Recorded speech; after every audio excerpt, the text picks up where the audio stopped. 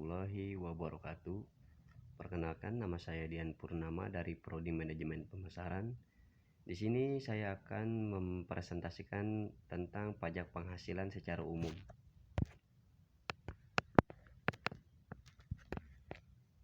Pajak adalah salah satu alat yang digunakan pemerintah di dalam mencapai tujuan untuk mendapatkan penerimaan baik yang bersifat langsung maupun tidak langsung dari masyarakat. Untuk itu diperlukan adanya kesadaran dari masyarakat akan kewajiban pajak, karena pajak yang dikumpul digunakan untuk kepentingan dan membiayai pengeluaran rutin serta pembangunan sosial dan ekonomi masyarakat.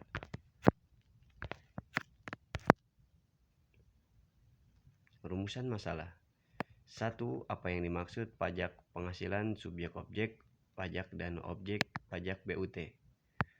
Bagaimana tata cara dasar pengenaan pajak? 3. Apa yang dimaksud dengan kompensasi kerugian?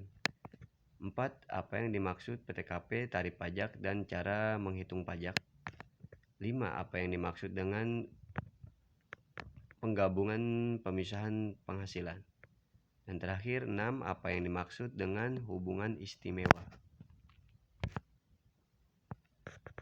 Tujuan mengetahui dan mengerti mengenai pengertian pajak. Pajak penghasilan beserta bagian-bagian di dalamnya, dan mampu menghitung pajak sesuai tata cara perhitungan dengan benar. Bentuk usaha tetap (BUT) merupakan wajib pajak luar negeri yang memperoleh penghasilan dari Indonesia dan kegiatan atau usaha di Indonesia yang kewajiban perpajakannya dipersamakan dengan wajib pajak dalam negeri, yaitu mendaftarkan untuk memperoleh NPWP, menjadi pemotong penyetor pajak yang dipotong dan melaporkannya, serta menghitung pajak yang terhutang dan menyampaikan SPT tahunan. Perbedaan wajib pajak dalam negeri dengan BUT adalah WPDN dikenakan pajak atas penghasilan dari usaha dan kegiatan di seluruh dunia, sedangkan BUT hanya atas penghasilan dari usaha dan kegiatan di Indonesia saja.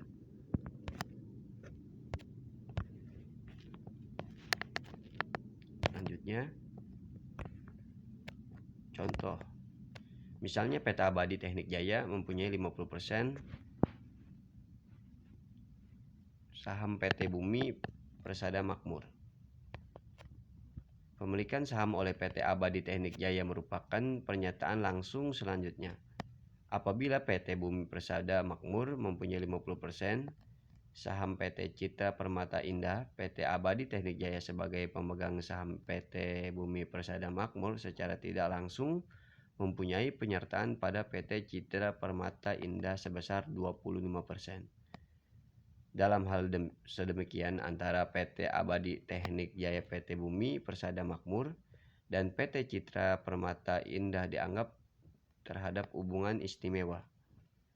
Apabila PT Abadi Teknik Jaya juga memiliki 25% saham PT Duta Sarana Makmur, antara PT Bumi Persada Makmur, PT Citra Permata Indah, dan PT Duta Sarana Makmur dianggap terdapat hubungan istimewa.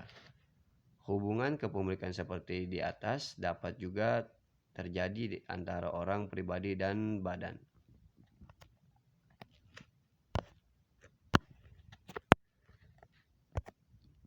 Selanjutnya, kesimpulan. Dari pembahasan di atas perlu diketahui dan dipahami arti dari pajak penghasilan, serta yang berhubungan dengan pajak penghasilan lainnya, seperti arti dari subjek pajak penghasilan, objek pajak penghasilan BUT, tata cara dasar pengenaan pajak, kompensasi kerugian, PTKP, cara menghitung pajak penghasilan dan pemisahan penghasilan, serta hubungan istimewa yang terdapat di dalam sebuah pajak penghasilan.